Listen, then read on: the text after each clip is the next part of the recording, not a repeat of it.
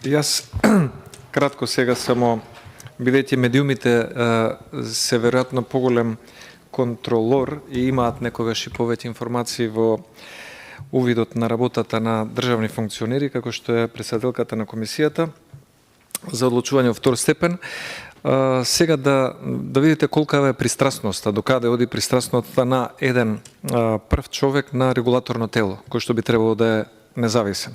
Настрана тоа што е председател на Општинската организација на СДСМ Велес, но самиот речник и самото действување покажува колку е силна пристрасноста и тоа го доведува под сомнение еднаквото третирање на странките.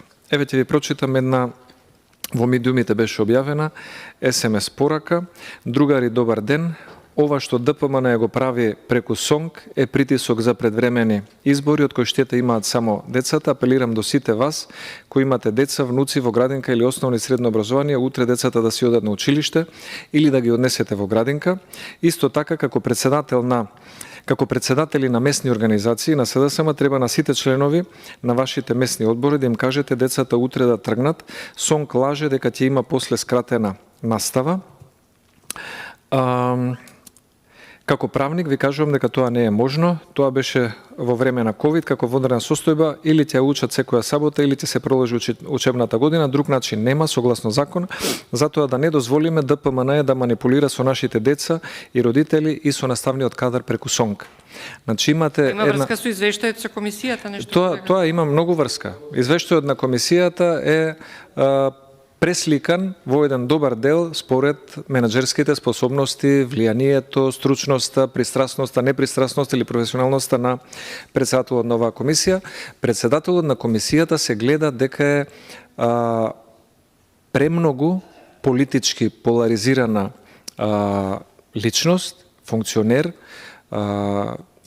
председател на оваа комисија, и тоа остава голем сомнеж за незиниот однос и третман на странките, дали ги третира на рамноправна основа согласно законот или ваквата партиска призма и диоптрија влијае при одлучувањето и насоките кои го дава како главен менаџер во оваа институција, во комисијата. Затоа сметам дека ваквото действување и она што беше случајот претходно со Ташко Дојчинов покажува дека партиските, политичките определби внатре во комисијата имаат во голем дел удел во работата на оваа комисија и во незината пристрасност наспроти законските одредби кои што треба да важат еднакво за сите. Благодарам.